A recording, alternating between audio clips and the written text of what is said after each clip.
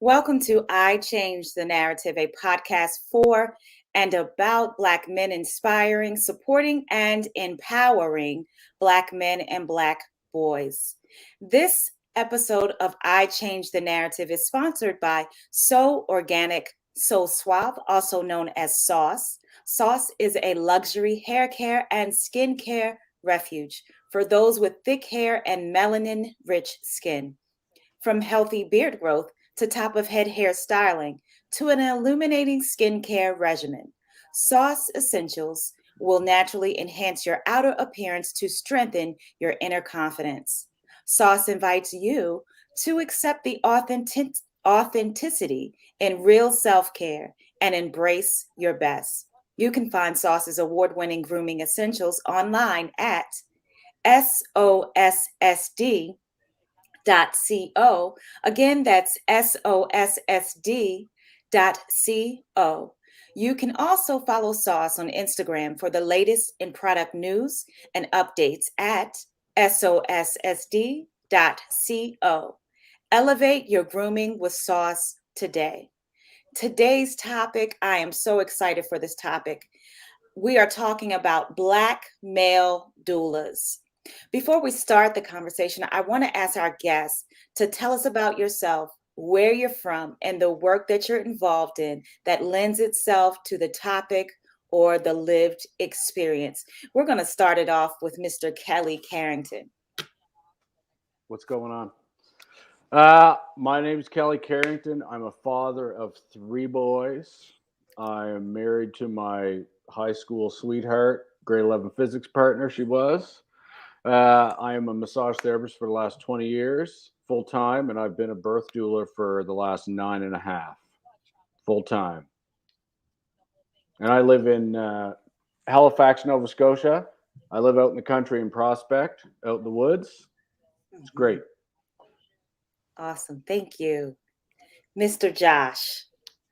How y'all doing? My name is Joshua Liston, also known as Joshua Zawadi.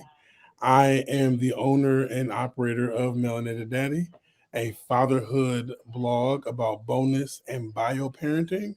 I am also the owner and operator of Dad Doula, a doula service for non-birthing partners to teach them how to advocate, be intentional, and be present for all 4 trimesters of birth.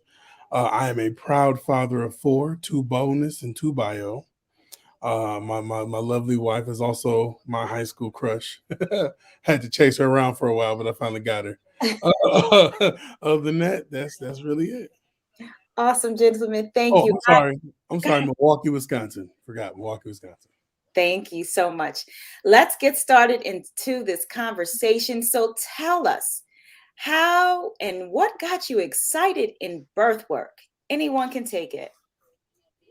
Who wants to go first? Mr. I'm Kelly, Canadian, so I'm polite. So you're the veteran, so you choose. I'll let you choose. I mean, I've been a massage therapist for so long that I would treat pregnant people, and then there'd be a break, and then they'd come back and tell me about their experience. And I just thought that it'd be a great way for me to kind of close that gap of care for my clients. And I talked to my wife, and she was pregnant with her 3rd at the time. And I mean, we were building the house, and it was a crazy time, but I was like, look, I think I should probably look into this. So I looked into being a doula, and I was like, okay, let's go. So I did it. And honestly, I didn't really think about being the only guy. But it just so happened I was. But I did it anyway, because if I cared about what people thought in my profession, I would be nowhere. So I don't care. So I just do my thing, and I've been doing it ever since. And it just made sense to me to be able to create like a continuity of care for my clients and anybody else who calls me. Awesome. I love that, by the way. For me, my story is a little different. I was me and my wife were expecting number 4, the last of the Mohicans, baby love, and it was our first baby together. So her 2 prior pregnancies were before me, and then I had an Army baby while I served in the Army. And so this is my first time being here from start to finish, beginning to end, seeing all the pains, all the stuff. And I was so overwhelmed and so stressed out because there was nothing to help me, nothing to support me as I supported her. Absolutely nothing. Not a book, not an e-course, nothing. So I went to my doula and my midwife fussing. I was like, yo, this is crazy.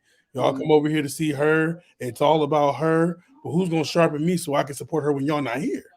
Y'all are only here an hour or two at a time. I'm here every day, all day. What's there to support me? And they laughed at me. My doula and my midwife broke out laughing. And I was like, this is not funny. Like, I'm bearing my heart. What are you talking about? They said, Josh, our lane is your wife. So no. You to create the lane for other fathers after you. So that was the birth of Dad Doula. Is because there is nothing to educate us on something that has to go against the norms of our society, right? So the norm of our society is to tell fathers, "Oh, that's the mama's baby. You're maybe." Like, no, that's wrong. That's right. Or to teach our men that you're a father when the baby gets here. No, the moment I impregnated you, I became a father, and I became responsible for the care that you receive while you're carrying my child. And those messages do not get put out there. So I created the course. We are now almost a year old. Baby Love is 14 months old, so almost a year for us. And the success is crazy, especially because men who want to be present now feel like they have a voice in that space. This is awesome. As they should, because it's not like she just got pregnant on her own. True. But stigma teaches our society, even if you go back to, I don't want to say the olden days, right? But when you go back to historical doula and patient realities, it was women on women. Men were not even allowed in the space back in the day. Oh, I know. I have a great grandmother who did this work, and it's like, no, y'all don't come in here. Wow. You come in when the baby is out, and you get to see your child after I've done. Well, no. Well, my job is to bridge that gap. Like, look, Dad, you are equally as responsible and equally as important as the doula and the midwife, because once their care is done, the ball falls in your court solely. So either you can be prepared for this, or you can get caught off guard, and then next thing you know, you want to flee the situation. Whichever one you choose, I'm gonna hold you accountable either way. Right. So how do doulas differ from midwives, or is there a difference? Huge difference. Oh, okay. Listen, a midwife is a primary healthcare provider, right? Yes. They are there's the OBGYN and midwife. Right. A doula is non-clinical, right? I don't do anything clinical. I'm there for education, emotional support, and physical support before, during, and after labor. I do not deliver babies. That is not my job. I don't want to deliver a baby because that's not my job. But I am there. Okay. Yeah. I deliver families. I don't deliver babies. So just to add to what he said, the midwife handles everything medical, especially if you're in a home birthing situation. Okay. Right? So in a home birthing situation, for a lack of better terms, the midwife is the doctor in that space. Okay. I'm an emotional coach. I am I tell people all the time how doulas usher mothers into motherhood. I usher fathers into fatherhood. My job is to prepare you for everything non-medical that you need to be prepared for to be a parent. Okay. So, well, that brings me to my question. You kind of answered it, and maybe Kelly can add to this. So you talked about doulas supporting the fathers and mothers emotionally. What else do the doulas do during birth?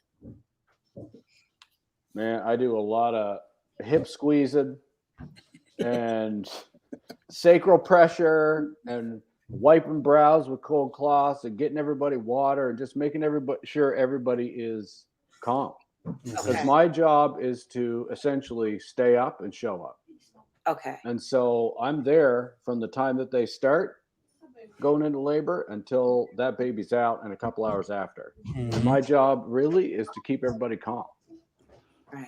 And so I tell the partners all the time, I'm like, if you start freaking out, she does not need to see that. You need to look at me. And you will not see me freak out. If I freak out, we're screwed. Mhm. But I do not freak out ever. Right. And Go ahead. what is sacral pressure? Just putting a lot of pressure on the low back.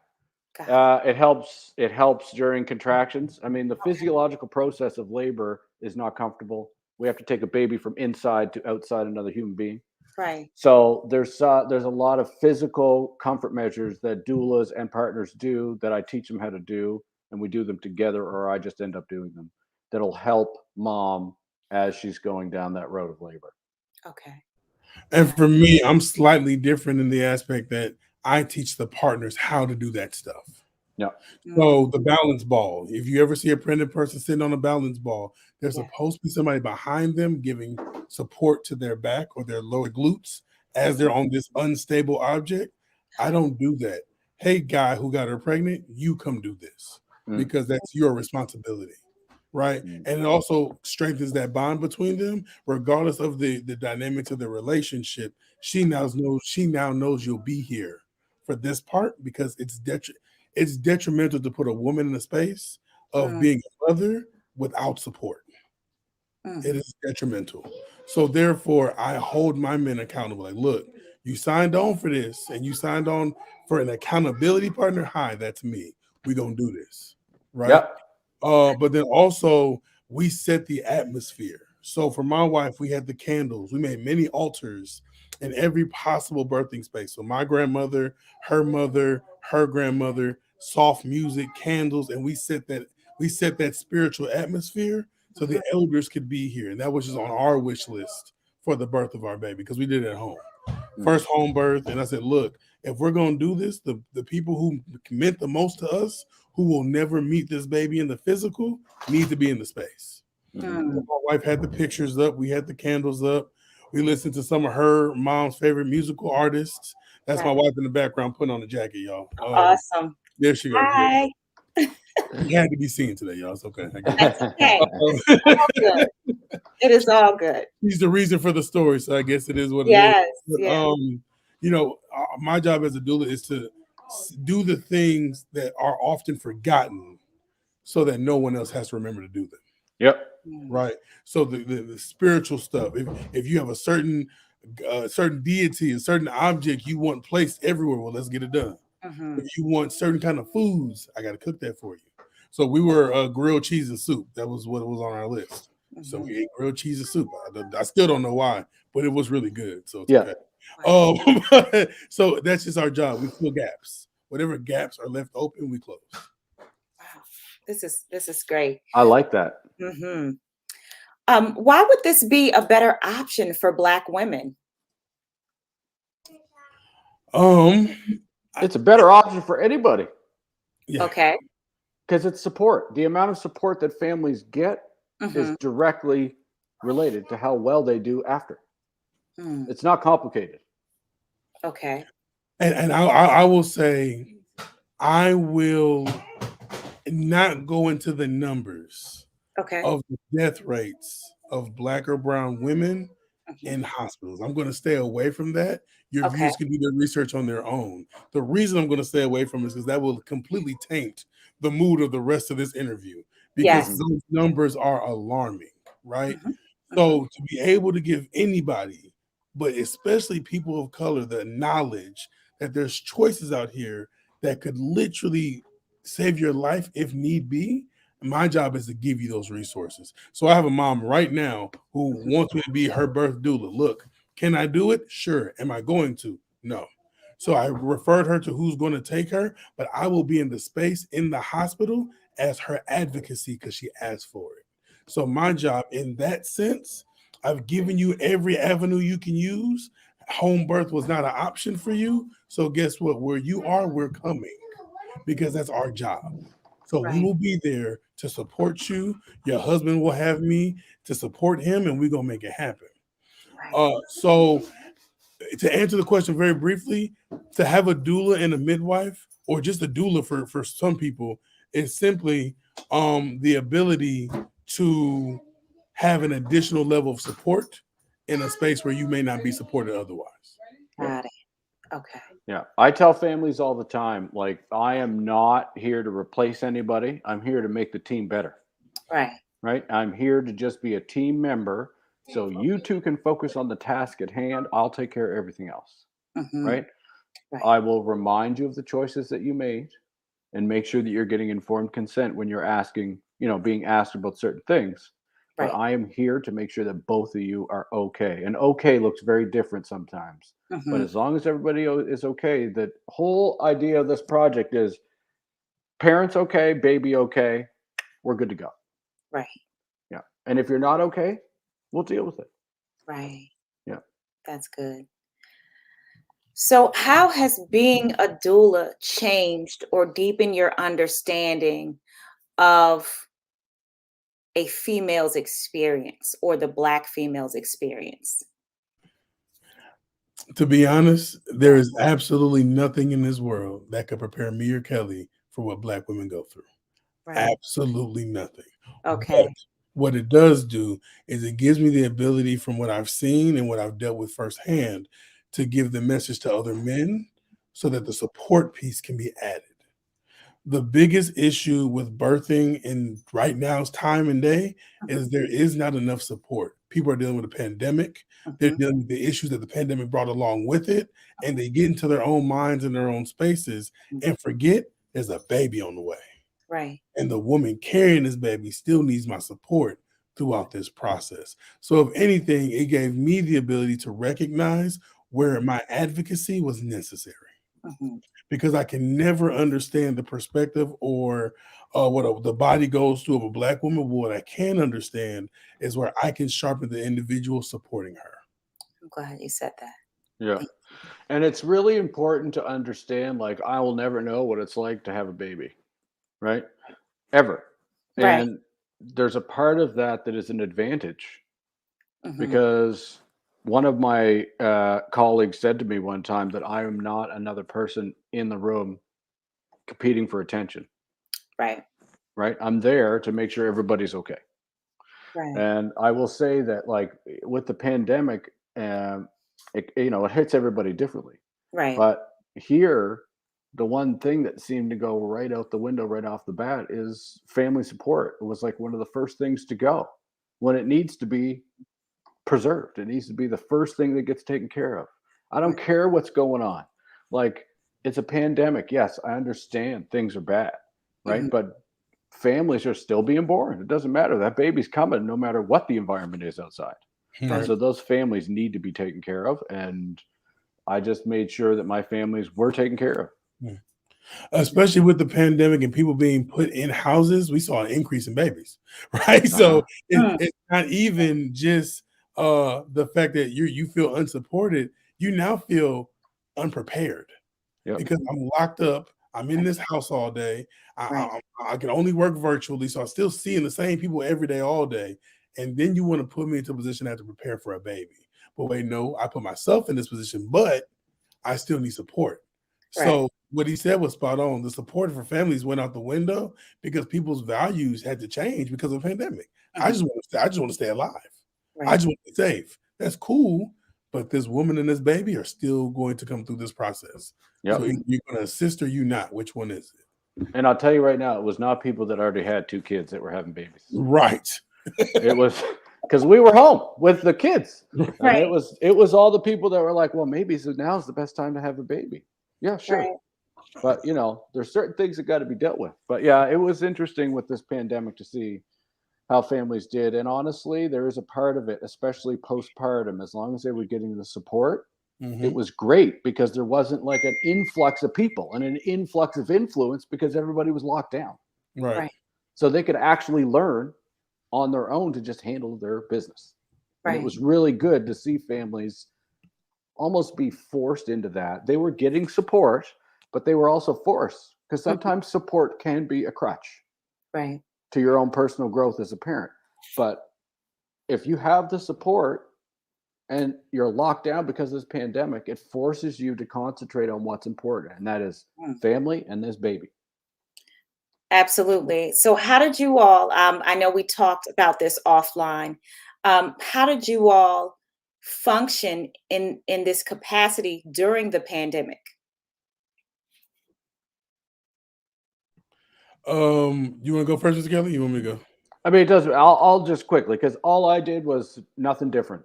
The only thing is that I was not allowed in the hospital. Oh, So I would go to their house. I would support them until they had to go to the hospital. And okay. then they went to the hospital, which is a very different feeling for me not to meet them there. But it's not about me. And I prepared them in advance that, like, I'm not going to be at the hospital. So you guys got to come and bring your A game. Right. And so then after they went, then I just met with them postpartum and dealt with them then. And so that's pretty much it. It was the first time that I've ever missed births, Mm-hmm. was because of pandemic, but it wasn't because of me. It was because of the restrictions of COVID and things like that. Right. But all of my families fared well. So, Got it. it had a little bit of an effect, but not a Mhm. huge effect. Right. Okay. For me, I'm slightly different because my aim is the non-birthing partner. So that's why my programming is now all virtual. Okay. Because like I said, if I'm in Milwaukee, but my dad's in Atlanta, the realism of me coming to Atlanta 4 or 5 times to see you for because I talk to you every trimester and I talk you through the trimester. That's So wonderful. this is what her body's going through. This is what you need to be prepared for. These are conversations you got to start initiating. If it's from packing the bag, if it's from birthing plans, what she does and does not want, so forth. Those are how my courses go. So like, look, this is what she needs. This is what the conversation needs to look like for you to support her. And Mhm. you can't support her if you don't have the knowledge of what she wants. So figure this out. Y'all have these conversations together, and then you bring it back to me. And then when you don't bring it back to me, I'll hold you accountable. Like, look, you didn't do your work. So now if she goes into labor next week, you don't know what she wants. So how can you advocate if you don't know? Right. Well, I forgot. Well, I need you to get answers because we got work to do. Right. So for me, I just had to switch the component to virtual so Mhm. that I could have a face-to-face conversation. But then also, I have a couple dads, one in Chicago, one here, who I went to go see because you're close enough. So Right. still being in see, it's different for me than Mr. Kelly. As a parenthood doula or as a father doula or as a non-support doula, whatever word you want to use, Mhm. I didn't get restrictions in the hospital. I could still go. Okay. So I'm only here to advocate based upon this list of things that you guys said you want in your birth plan. And if anything changes, let me know and I'll advocate. But other Mm. than that, it's you and your spouse, you and your partner, you and the father. Y'all are going because y'all got to do this lifelong thing together. So y'all got to figure it out. My job is just usher you through it properly, with as little hiccups as possible in the plan. Mm. So for me, for the pandemic, nothing happened. If anything, my business took off more because I'm able to be versatile in how I do my job. Amen. That's awesome. What is your perspective on home birth versus hospital birth? It's great. Okay. Here we have a little bit of limited capacity for home birth because the capacity is based on the number of available midwives, Okay. right? We could use more midwives for sure, but if you want a midwife, you got to call as soon as you pee on that stick because there's a waiting list all the time. Yeah. Hmm. So home birth and hospital birth is all birth. It's great, What are you chewing on? right? As long as everybody is supported, that's all that matters to me. The location, it's up to the family. Okay. Josh, I know you have a different perspective. Yes, and I'm sorry for the background. There's my puppy. He's just Oh, getting to everything right now. I'm trying to figure out what he's doing. no He's like, problem. I got a golden doodle for the family for Christmas. It was the worst thing in the world, but they wanted it. So now they got this dog, and he's just all over the place. Anyway, That is a big box of new. oh, we each other, right? But I just made a post the other day Hmm. because I was in a clubhouse room, and it was two different sides: people Okay. pro home birth and people pro hospital birth. Hmm. And they were bickering back and forth, and I just sat here quietly until the very end. And they said, "Josh, you haven't said a word." I said, "I know. Why not? Because this discussion is stupid." But what do you mean? Mm. The safest place for a woman to give birth is where a woman feels safe. I don't care if it's the house. I don't care if it's the local gas station. I don't care if it's the car. I don't care if it's the hospital. Wherever she feels safe is the best place for her to give birth. especially for people in the home birth arena, you don't understand. Some homes are more traumatic than anything else. Mm. So if my home life is trash and you're trying to push me to a home birth, my birth is now traumatic. Mhm. And now my birth has now caused things that I have to unpack when it's supposed to be the single most beautiful moment of my life. Mhm. Right. Right. So for me, the best place and the safest place for a woman to give birth is where she feels safe. Right. If it's at home, it's at home. If Right. it's at the hospital, it's at the hospital. And I will meet you there to support you through that process. Right. Now, I know you spoke about this earlier. What was your experience like as far as the home birth? My home birth was single-handedly the most beautiful thing I've ever seen. Hmm. But it was curated that way, Okay. which is why I told you the importance of where is also dependent on her. My wife chose to do it here. My wife said, baby, I don't want to go into a COVID packed hospital and have a baby. I True. need you to find me another option. I said, wait, what? I need to mind you, this is before Dad Doula, right? Right. I need you to find me another option. Wait, baby, how does that work?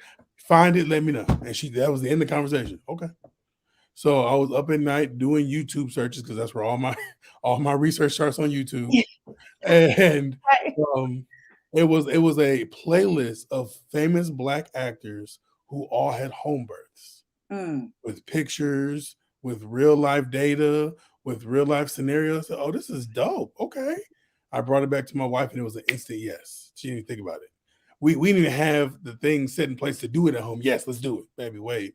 I'm just giving you an option. Let's do it. Okay. Mhm. So I reached out to my midwife and my doula. Shout out to Sasha Barif, the only Black or brown midwife in the state of Wisconsin. Mm. And Maroon Calabash, my sister Leanne, her practice as a doula. They came and did everything. Okay. And that's where I got my training through those two entities Okay. who didn't just call me out for doing it, but made the education available and made me do the work. Here's the book. You figure out the stretches that help her, and you come back and let me know. Wait, but ain't you supposed to show me? Nope, you find the stretches. Okay, got it. Fine. And I got a real life scenario of how to build community in a Mhm. situation when you have no knowledge, Mhm. right? So, yeah, my home birth was beautiful. We had altars of all of the elders. My grandmother, her Right. mother, who had just passed right before we found out we were pregnant. Okay. So it was super intentful. And then outside of me and my wife, the next thing on our birthing plan was my children had to be allowed in the space. Mm. So after me and mama touched the baby, the siblings got to hold the baby. Wow. And because this is not just our baby, right? This is y'all sibling too. You get Right. used to the responsibility, get used to what that brings. She's now attached to y'all too. So yeah, it was because of the experience. Me and my wife flirted with the idea of a fifth, but then we really came back to reality really quick. Like, no, we're not doing this no more. But because of how intentional it was, Right. it hit differently because of the intent. Right. That's wonderful. So it all goes back to what you were saying. You deliver families, not babies. Mm-hmm. That's beautiful. That's beautiful. So I'm curious to find out what is it like being in a predominantly female line of work? I don't know what it's like not to be.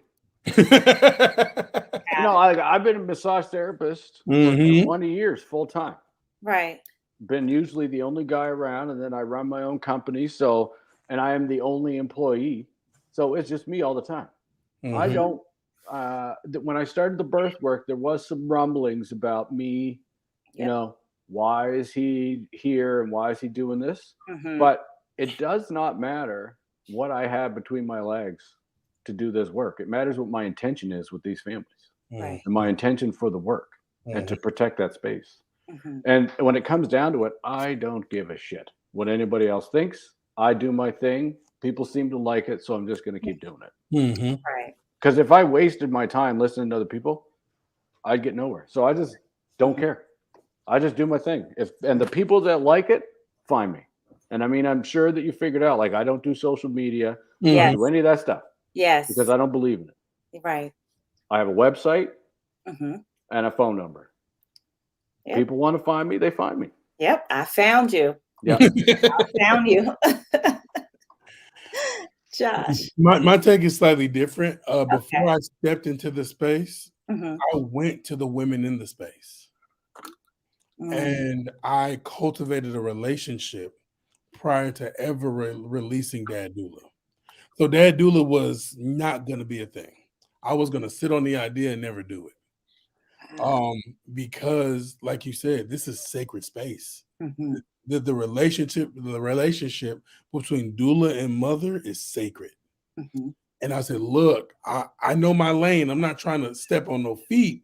This is what I want to add. Like Mr. Carrington said, I'm an addition. This is what I want to add to that space. And the doulas looked at me dead in my face. Well, not always in my face, but often in Clubhouse or Instagram. Like, if you don't make this business, so I can send you these dads. Well, look, are you make this business? It's necessary, it's needed, and we need you. Yes. Okay, got it. So, but between my wife and the doulas forcing me, I was gonna continue my route, which I'm still doing, to be a therapist. I want to be a therapist for the Black and Brown community, so that I can give them spaces to unpack this trauma that we didn't ask for. Right. But in doing that, that doula had to happen first because men needed me now. Versus women have your sister circles that you guys have established for years on top of years. Yes. You guys have a level of unpacking that a lot of men don't take part in because a lot of men don't know how community works. Yes, community hurts from time to time. Yes, it has its issues. But if you do community right, multiple people can be helped at the same time. Yes. Dad Doula was not going to be a thing until my wife and the doulas was like, stop playing, let's go. And I would have kicked myself in the butt had I not did this. So it paid off. I'm excited. Yeah, I'm excited for you all. How has your doula experience informed your role as a husband and or father? I'm a girl dad. So I have 3 girls, and then King, the boy, is just sandwiched at the end. So he's like, he's forgotten about often in the midst of all these girls, Right. because they all are daddy's girls. He's like, but wait, I need daddy time too. Right. So if anything, it made me more cognizant of my son, because he's the sole son in the situation amongst a house full of women. Right. So I've had to kind of corral him in closer so that he can get the time, but also it prepares me to prepare my daughters to have the real conversations, right? Yeah. Like, look, you see how I supported mommy? That's because me and mommy chose each other. You got to choose a partner who's going to support you too. Yes. Because I don't have the time to educate every male, woman, whatever y'all decide to get with, that you bring into my household, to educate them on how to treat you. I don't have that time.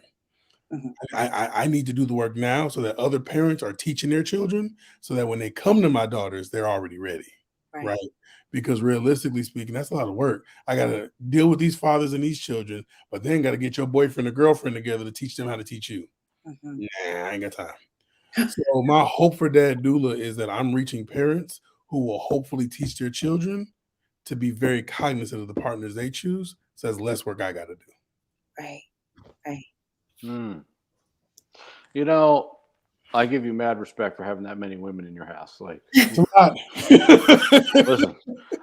you know, I'm the father of 3 boys, right? And so, like, and my wife is a social worker who works in the community.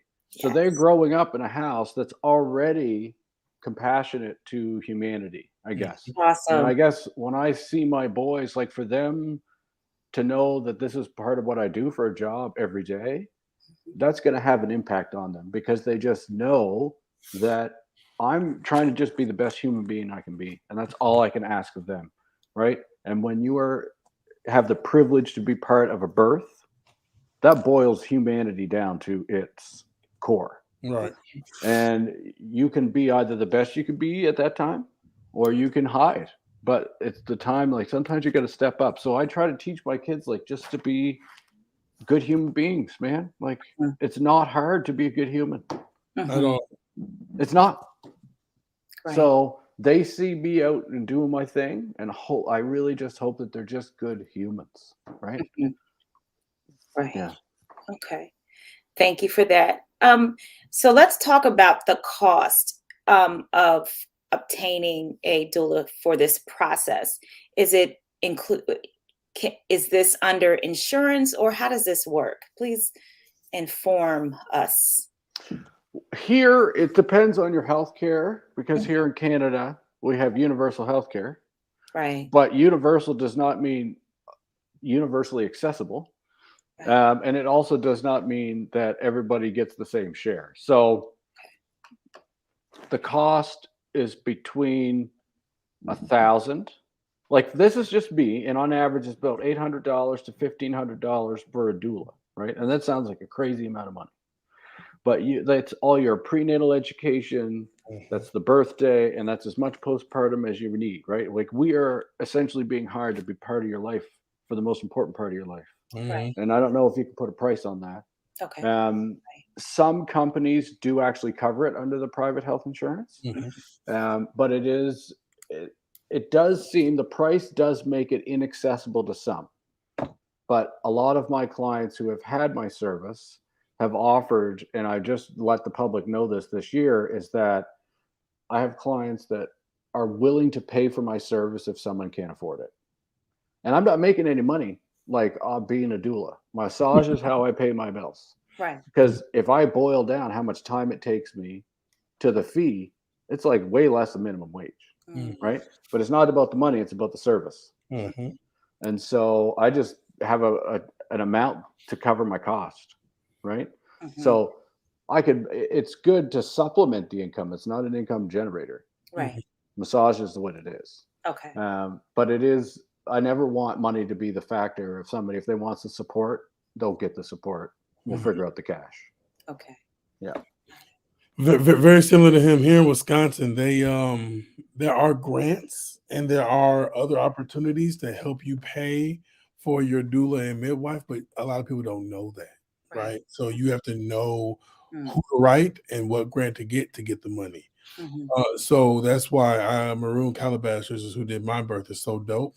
They do that for you. Okay. So they'll get the grants written, they'll propose the grant, and then a lot of the births that they do are paid for by grants. Okay. So the grant doesn't just pay for your birth, it pays for the doula and the midwife and their time. Because I understand, especially as a doula, just because I'm there for this part, my job doesn't stop when the baby gets here. I call my doula right now up until baby loves 14 months, and we still, hey, what diet should I be? It's still always something. Wow. So my job as a doula for your family doesn't stop when the baby gets here. Okay. He's going to call me. Hey man, we having this parenting issue. Okay, let's talk about it. Okay. Hey man, I want to feed my baby. Okay, we're still co-parenting. Let's talk about it. And I'm still there. So, but like Kelly said, this is hard work. No one gets into this business to get rich. You can't. Right. You cannot get rich doing hard work because it's hard work. Yeah. You have to be born and you have to be bred for something like this. No one does this work trying to get rich. You can't. Wow. I love this. Hard work. This is hard work. So I'm just playing back in my mind the after birth and what I went through, the postpartum. What role do you play in that? I know you mentioned, you reached out to your support and asked them, but as far as we all go, I think many of us go through a lot of emotional things during that time after the birthing process. And when we've taken our children home, what role do you all play in that? Or what can we expect? Or what should, parents expect once they bring their children home from you all? So for me, if you have me and you're part of my dad doula cohort, my group, my class, whatever you want to call it, as soon as you're done, I enter you into a community of other fathers. Oh, nice. So you are edified the length of your parenting career. So I have dads in my group who are done parenting. As far as in-house parenting, they're still parenting grown kids. Right. I have other guys who are expecting baby number 1 in 2 weeks. Okay. And the goal is if I can teach you through my experience, you don't have to go through that pain. Right.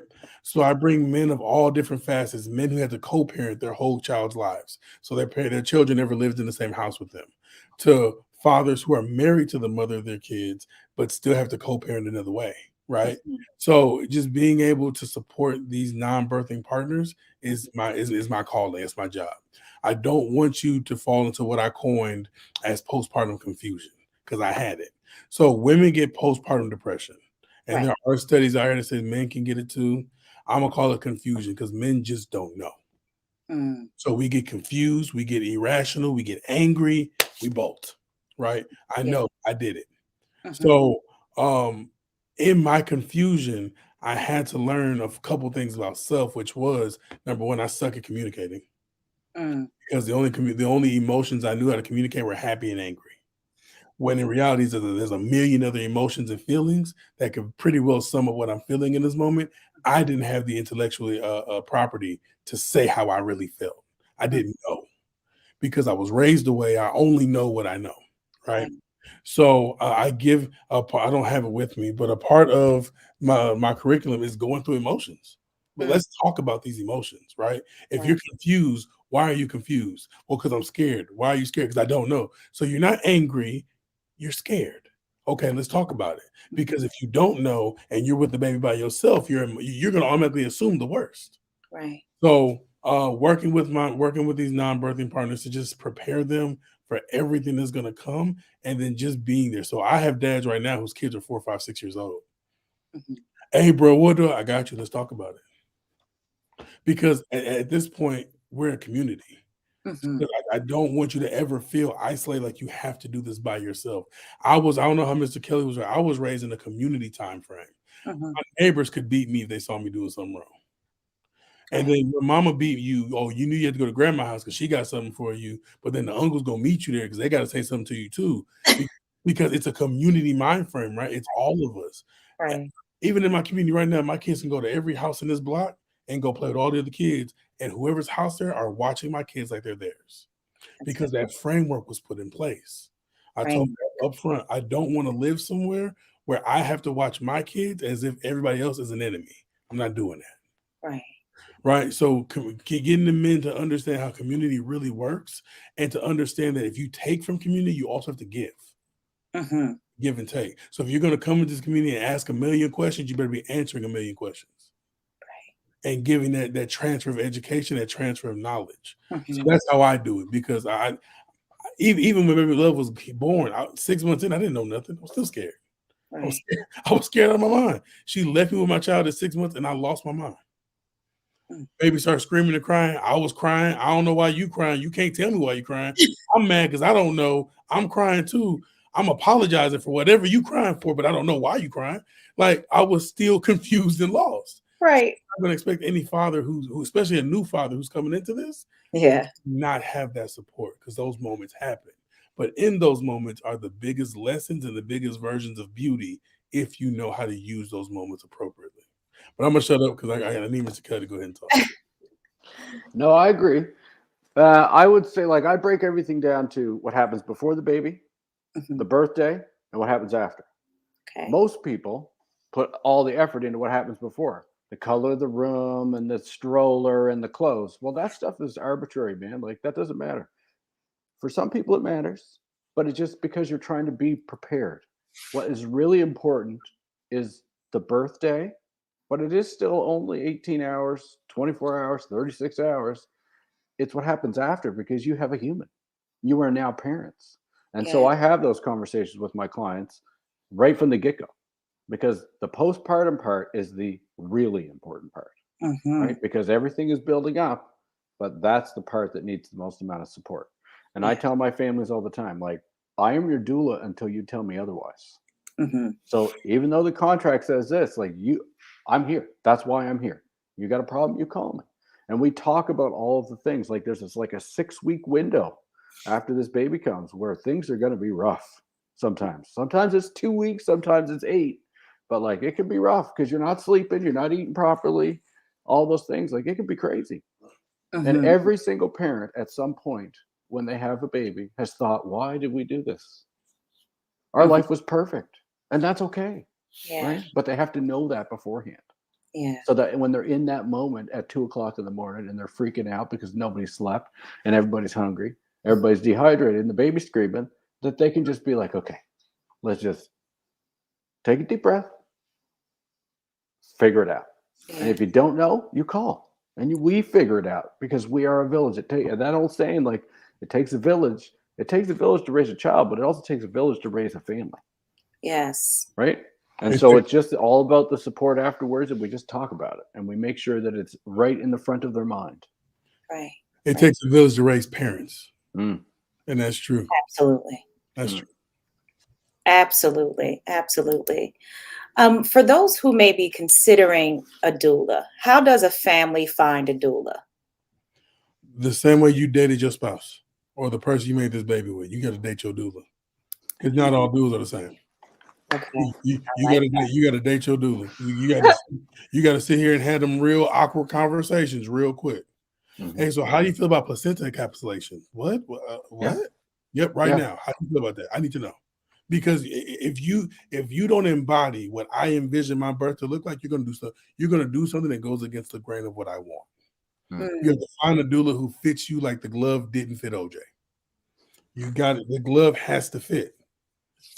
I fit a certain kind of parent because I know I'm an Army vet, so I'm rough.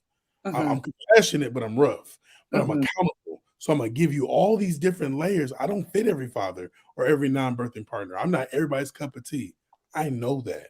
The difference is, regardless of the cup of tea that I am, everybody gonna drink this. Everybody needs some tea from time to time. So you're gonna find the tea you need and you're gonna make it work. Right. So you gotta date your doula.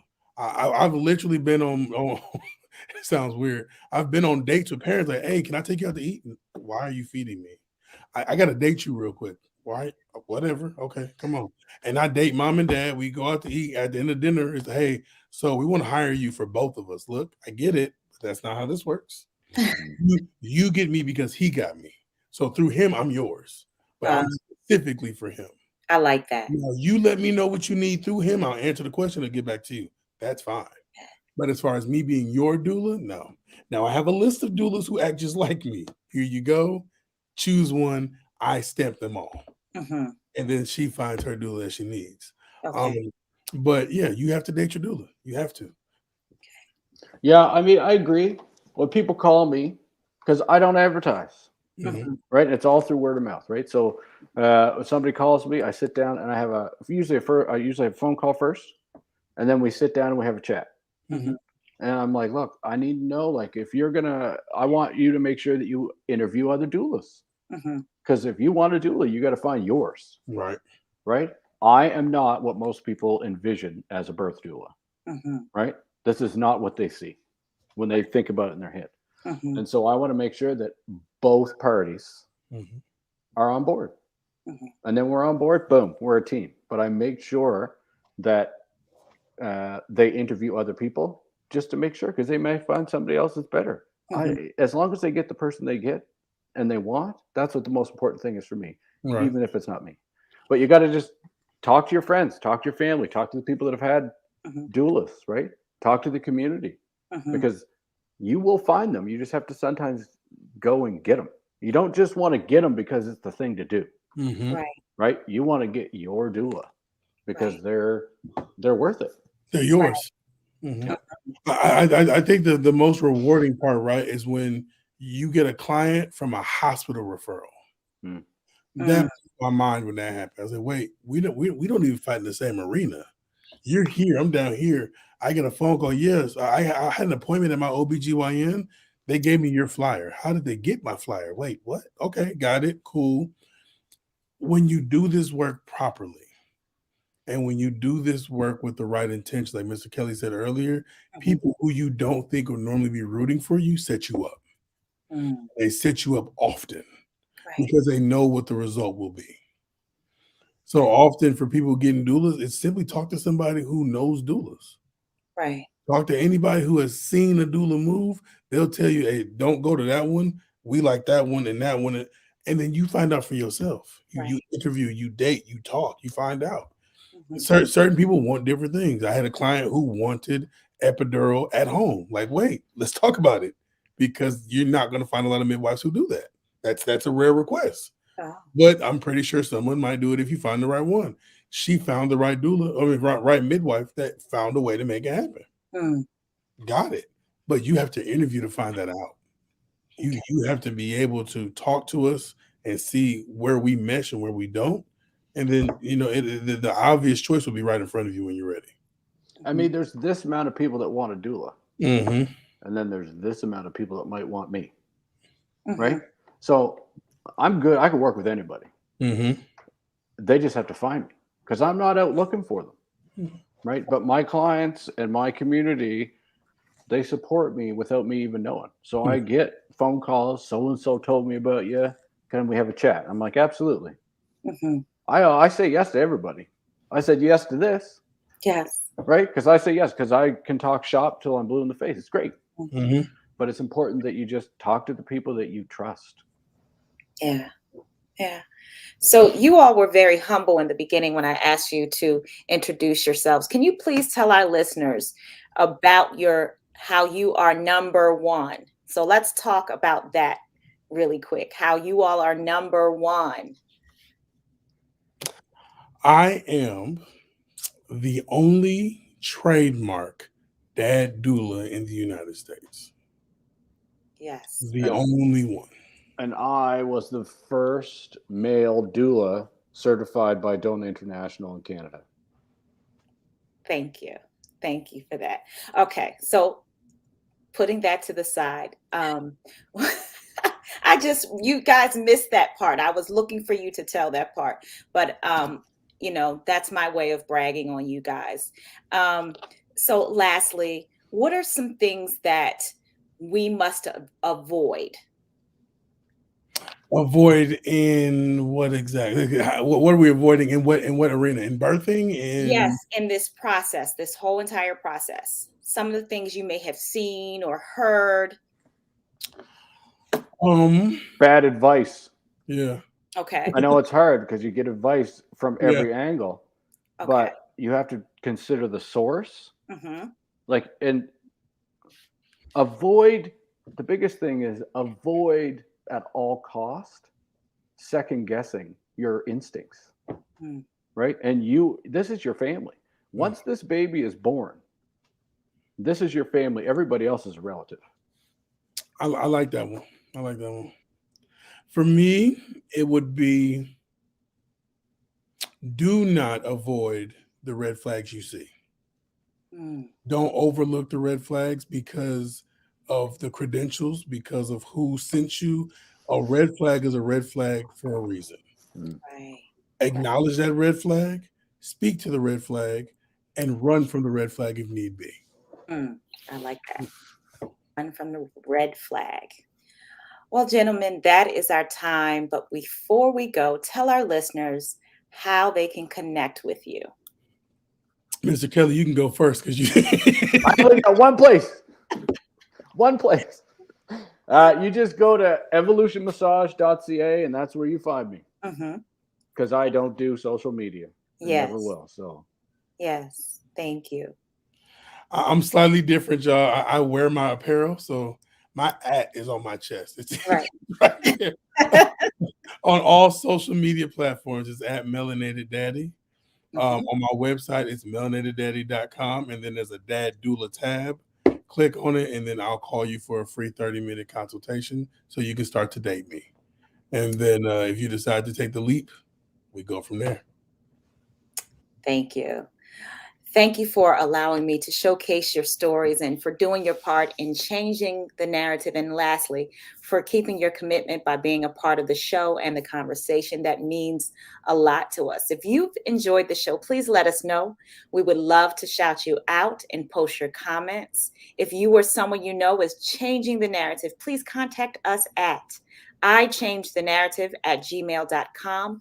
We would love to share your story. For I Change the Narrative merchandise, visit iChangeTheNarrative.org.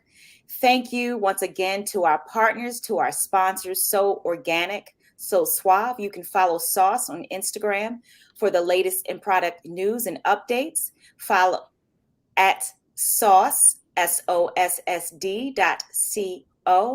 Meet us back here February 2022, where we'll have more great conversations, more great shows. And thank you all for listening so much.